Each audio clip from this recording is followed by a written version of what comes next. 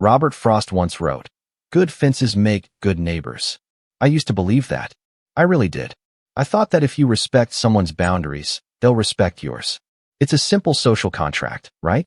You stay on your side, I stay on mine, and we all live happily ever after in suburban bliss. But here's what Mr. Frost didn't tell you. Sometimes, a fence isn't enough. Sometimes, you're living next to a sociopath who thinks the world revolves around his swimming pool and his ego. And sometimes, the only way to deal with a neighbor like that isn't to build a higher fence. It's to burn their entire kingdom to the ground. Metaphorically speaking, of course. Mostly. My name is Alex, and this story isn't about a borrowed lawnmower that never got returned. This isn't about loud music at 2 a.m. This is about 300 years of history destroyed in an afternoon, a man with more money than brains, and the legal loophole that ended up costing him everything he owned. Before I tell you how I legally stole my neighbor's house, I have a quick request. If you live for these kinds of stories, where the little guy fights back and karma hits hard, please smash that subscribe button and turn on notifications. Here on ThreadVerse, we upload various kinds of stories every single day, from insane revenge to spine-chilling mysteries. Trust me, the stories are only going to get wilder from here. All right, let's go back to the beginning. Before the lawyers, before the excavators, back when I still had faith in humanity. 3 years ago, I bought my dream house. It wasn't a mansion. It was a modest, 2-story craftsman built in the 50s, sitting on about 2 acres of land just outside the city limits. I'm a software engineer, and I spend my entire day staring at screens. So, when I come home, I need quiet. I need green. I need nature. The house itself was fine, but what sold me, what made me sign the papers the second I saw the property, were the trees. Along the back property line, separating my modest lot from the much newer, much flashier development behind me, stood 5 towering, majestic mature oak trees. These things were ancients. An arborist later told me they were easily 150 to 200 years old. Their trunks were so wide you couldn't wrap your arms around them.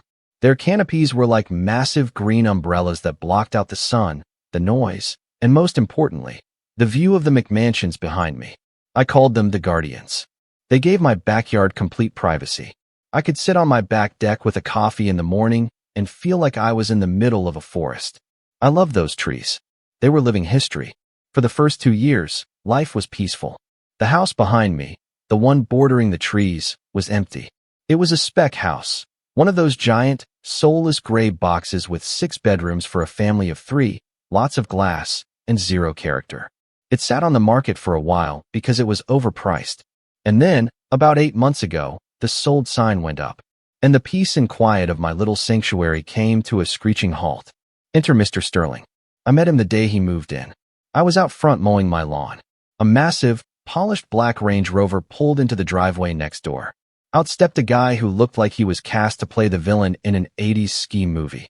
Slick back hair, expensive loafers with no socks, and a Bluetooth earpiece permanently glued to his ear. He didn't walk. He strutted. He surveyed his new property like a conquistador landing on a new shore. I turned off the mower and walked over to the property line to introduce myself. You know, neighborly stuff. Hey there, I said, extending a hand. Welcome to the neighborhood. I'm Alex, live right next door. He looked at my hand, then up at my face, then down at my slightly grassy sneakers. He didn't shake my hand. He just tapped his earpiece. Yeah, hold on a second. I got a local bothering me. He looked at me. Name's Sterling. Listen, buddy, your grass clippings are blowing onto my driveway. Get it under control, all right? I just had this thing detailed. He gestured to the Range Rover. And with that, he turned his back on me and walked into his house. I stood there, hands still half extended, processing the sheer audacity. Okay, I muttered to myself. So that's how it's going to be. Over the next few weeks, Sterling made his presence known. He installed a massive, heated swimming pool in his backyard right up against the property line. He threw loud parties every weekend with terrible EDM music blasting until 3 a.m. He treated the entire neighborhood like his personal fiefdom. But his biggest obsession? The view. His house was built on a slight incline above mine. From his second-floor balcony, he had a potential view of the valley beyond our town.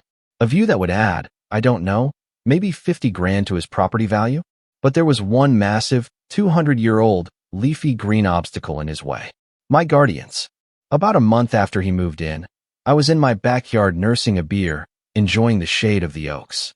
Sterling appeared on his balcony. He was wearing a white bathrobe and holding a martini glass. It was 2 p.m. on a Tuesday. "Hey, you, Alex," he shouted down. I looked up, shielding my eyes. "Afternoon, Sterling." "Listen," he bellowed, not bothering to come down. "Those trees of yours, they're a nuisance." I blinked. "A nuisance? How?" "They're on my property, and they're beautiful. They're dumping leaves into my new pool," he complained, swirling his martini. "My pool guy has to come out twice a week. It's costing me a fortune. Plus, they block the sunset from my master bedroom. It's depressing." I almost laughed. "Depressing?" The guy lived in a palace. "Sorry to hear about the leaves," I said diplomatically. "That's kind of what trees do in the autumn. But I love them. They provide privacy for both of us." He leaned over the railing. "Look, everything has a price. I'll give you $5,000 right now. Cash. You let my guys come in tomorrow and take them down. We'll grind the stumps. You won't even have to lift a finger. You get $5,000. I get my view. Win-win. $5,000. To destroy centuries of history so he wouldn't have to skim leaves out of his pool." I tried to keep my voice calm. "Mr. Sterling, I appreciate the offer, but no. Those trees are the reason I bought this house. They aren't for sale. Not for $5,000. Not for $50,000. His face turned a shade of red that clashed with his white robe. "You're being unreasonable. They're just wood. I'm trying to be nice here, Alex. Don't make me stop being nice." "The answer is no, Sterling. Stay off my property and leave my trees alone." I turned around and went inside, shaking my head at the entitlement. I thought that was the end of it. I thought he was just a blowhard who would eventually get used to not getting his way. I was so naive. 2 weeks later, I had to go out of town for a work conference. It was a 4-day trip to Seattle. I hated leaving the house empty, but duty called. The entire time I was gone, I had this nagging feeling in the pit of my stomach. Call it intuition, call it paranoia, but I just felt like something was wrong. I checked my home security cameras, but they were only set up at the front door and the garage. The backyard was a blind spot. A blind spot I would soon regret. My flight back got delayed, and I didn't land until almost midnight on Friday. I was exhausted, jet-lagged, and just wanted to crawl into my own bed. I took an Uber home. As we pulled onto my quiet street, everything seemed normal. The streetlights were humming, the houses were dark. I dragged my suitcase up the driveway, unlocked the front door, and dropped my bags in the hall. The house was stuffy from being closed up for 4 days. I needed fresh air. I walked through the kitchen to the sliding glass door that led to my back deck.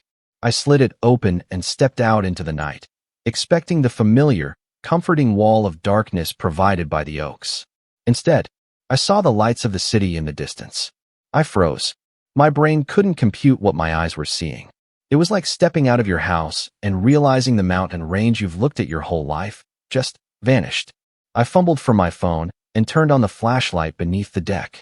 The beam cut through the darkness and landed on devastation. It looked like a war zone. My backyard was covered in sawdust, with chips and deep tire tracks from heavy machinery that had torn up my lawn. And there, standing like tombstones in the moonlight, were 5 massive, jagged stumps. They were gone. All of them. The guardians were gone. I didn't scream. I didn't cry. I just stood there, staring at the sap oozing from the fresh cuts on the stumps. I felt a physical pain in my chest, like someone had punched through my ribs and ripped out a piece of my heart. 70-foot giants that had survived civil wars, droughts, and hurricanes, wiped out in a day because some rich prick wanted a better view of the sunset. I looked up toward Sterling's house. His place was dark, except for the faint blue glow of his pool lights. He was probably asleep in his expensive bed, dreaming about his property value going up. At that moment, standing in the wreckage of my sanctuary, something inside me snapped. The sadness evaporated, replaced by a cold, hard, calculating rage. It wasn't the hot, explosive anger that makes you do stupid things. It was the quiet, focused anger of a man who knows he has been wronged in a way that cannot be undone. I knew exactly what I had to do. Sterling thought he could buy his way out of anything. He thought I was just some pushover neighbor he could bully. He didn't know that before I was a software engineer, I thought about law school. And I knew a little something about property rights. I wasn't going to call the cops. I wasn't going to throw eggs at his house. I was going to hit him where it actually hurt. I was going to hit his wallet so hard his grandchildren would feel it. I went back inside, opened my laptop, and started searching for two specific words. Two words that strike fear into the hearts of entitled homeowners everywhere. Tree law. The war had just begun, and Mr. Sterling had no idea that by cutting down those trees, he had just signed the deed to his own house over to me. I didn't sleep that night. I spent the entire night reading state statutes regarding timber trespass and property destruction. By the time the sun came up, illuminating the barren wasteland that used to be my backyard, I had a plan. At 7 a.m. sharp, I was out in the yard taking photos. Hundreds of them. Close-ups of the stumps, the tire tracks leading directly from Sterling's property to mine, the sawdust piles. Around 8 a.m., Sterling wandered out onto his balcony, coffee in hand. He saw me taking pictures and actually laughed. "Morning, neighbor," he shouted, cheerful as a bird. "Looks much better, doesn't it? Open. Airy. You can finally see the potential of that lot." I didn't shout back. I walked over to the fence line. I pulled out my phone and hit record on the voice memo app, keeping it in my pocket. "Sterling," I said, my voice dead calm. "Did you authorize the removal of my trees?" He smirked. "Authorize? That's a strong word. I just did us both a favor. Like I said, I'll cut you a check for that $5,000 later today. Don't be ungrateful." "I never agreed to that," I said. "You trespassed on my land and destroyed my property." He waved his hand dismissively. "Sue me, then. My lawyers will bury you in paperwork until you go broke.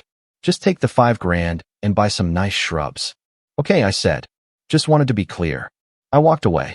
He thought he had won. He thought money could fix anything. But he didn't know that in our state, intentional destruction of timber carries a penalty of treble damages. That means whatever the trees were worth, he would have to pay 3 times that amount. And he had no idea what those trees were actually worth. The first call I made wasn't to a lawyer. It was to a board-certified master arborist. Let's call him Dr. Green. Dr. Green was a tree nerd in the best way possible. When he arrived later that afternoon and saw the stumps, he didn't just look sad. He looked like he was at a crime scene. "Oh my God," he whispered, running his hand over the rings of one of the stumps. These were white oaks. Quercus alba. Based on the ring count, this one was at least 160 years old. He spent 4 hours measuring the diameter of the stumps, analyzing the root systems, and taking soil samples. "Can you give me a valuation?" I asked. He looked at me over his glasses. "You can't just buy 160-year-old trees at Home Depot, Alex. To replace the ecosystem value, the aesthetic value, and the sheer biomass, we are talking about replacement cost. That means the cost to buy the largest possible transplantable trees, ship them here, plant them, and care for them until they establish." "Give me a number," I said. He did some calculations on his iPad. "Conservatively, 4 or 5 healthy, mature white oaks of this size. You're looking at about $40,000 to $50,000 per tree." My jaw hit the floor. "Per tree?" "Yes," he said. "So, roughly $250,000 in direct damages." I felt a smile creeping onto my face. A cold, dangerous smile. "And if the damage was intentional? Then the court usually applies a multiplier," he said. I thanked Dr. Green and waited for his official report. Then, I called the surveyor to officially mark the property line, proving beyond a shadow of a doubt that the trees were 100% on my land. Finally, I called a lawyer, a specialized property damage attorney named Sarah. When I told her the story and showed her Dr. Green's preliminary numbers, she didn't just take the case. She practically salivated. "This is a slam dunk," she said. "He admitted to it?" "I have it recorded," I said. "He trespassed. The tire tracks are still there."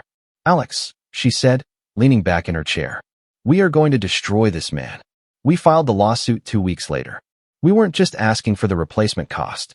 We were asking for replacement cost of 5 trees, $250,000 treble damages, x3 multiplier for willful destruction, bringing it to $750,000 environmental cleanup costs, fixing the soil he ruined with heavy machinery, $30,000 loss of enjoyment of property, $50,000 legal fees. The total demand was just over $900,000. Sterling was served the papers at his house. I happened to be washing my car when the process server arrived. I watched Sterling open the door, take the envelope, and open it right there on the porch. I saw the color drain from his face. He actually staggered back a step. He looked over at me. I gave him a little wave. He didn't wave back. The next day, his lawyers called mine. The arrogance was gone. Suddenly, they wanted to settle. Mr. Sterling is willing to offer $20,000 to make this go away, his lawyer said. Sarah, my lawyer, laughed. We have a damages report for nearly $1 million. Unless you're missing a few zeros on that offer, I suggest you prepare for court. They came back with $50,000. Then $100,000. No, I told Sarah. I don't want his money. I want justice. He destroyed something that can't be replaced in our lifetimes. I want him to feel it. We went to court. The trial was surprisingly short. The facts were undeniable. Sterling tried to argue that the trees were ugly and dangerous. His lawyer tried to claim the trees were actually on his property. But then we brought out the surveyor. Property line confirmed. Then we brought out Dr. Green. He gave a passionate lecture about the historical significance of white oaks. And finally, we played the recording. Sue me, then. My lawyers will bury you. Just take the $5,000. The judge was not amused. Judges hate arrogant rich guys who think they are above the law. In his closing statement, the judge looked at Sterling and said, Mr. Sterling, you treated your neighbor's property as if it were your own. You showed a complete disregard for the law and for nature. You did this solely for a better view. Well, I hope you enjoyed the view, because it's going to be the most expensive view in history. The verdict, the judge awarded full replacement value, $250,000. He applied the Treble damages statute. Total, $750,000, plus legal fees and court costs. The total judgment against Mr. Sterling was $820,000. Sterling turned pale. He looked like he was going to vomit. He didn't have $820,000 lying around in cash. He was house poor. He had spent all his money buying that mansion and the Range Rover. He was leveraged to the hilt. Sterling couldn't pay. He tried to appeal, but he lost. So we put a lien on his assets. Specifically, a lien on his house. 6 months later, forced by the court judgment and drowning in debt, Sterling had to put his dream house up for sale. But here's the kicker. The market had cooled down. And guess what? The house now had a neighbor dispute attached to its history, which scared away buyers. The house sat on the market. The price dropped. Eventually, the bank foreclosed on it. And this is where I made my move. I used the settlement money, or rather, the promise of the settlement money from the lien, to make a bid on the foreclosed house. I bought Mr. Sterling's house for pennies on the dollar at the auction. Technically, I didn't pay a dime of my own money. The judgment I won against him covered the cost of buying his house from the bank. The day Sterling moved out, it was raining. He was loading boxes into a U-Haul truck. The Range Rover was gone, repoed by the bank. He looked 10 years older. He looked defeated.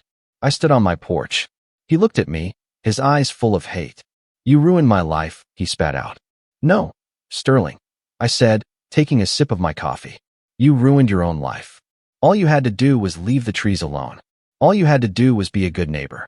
He drove away, and I never saw him again. So where am I now? Well, I own 2 houses. I rent out Sterling's old mansion to a very nice family with 3 kids. The rent covers my mortgage and gives me a tidy profit every month. And the best part? I used the first month's rent to hire Dr. Green back. We planted 5 new oak saplings along the property line. They are small now, maybe 5 feet tall. I won't live to see them become giants. But someone will. In 100 years, someone will sit on this porch and enjoy the shade. Mr. Sterling wanted a better view. He cut down my trees to get it. In the end, he lost his view, his house, and his pride. And me? I sit on my back deck, looking at my baby trees, and I think the view looks just perfect. Thanks for listening to my story. If you enjoyed seeing an entitled millionaire get absolutely destroyed by the law, please destroy that like button.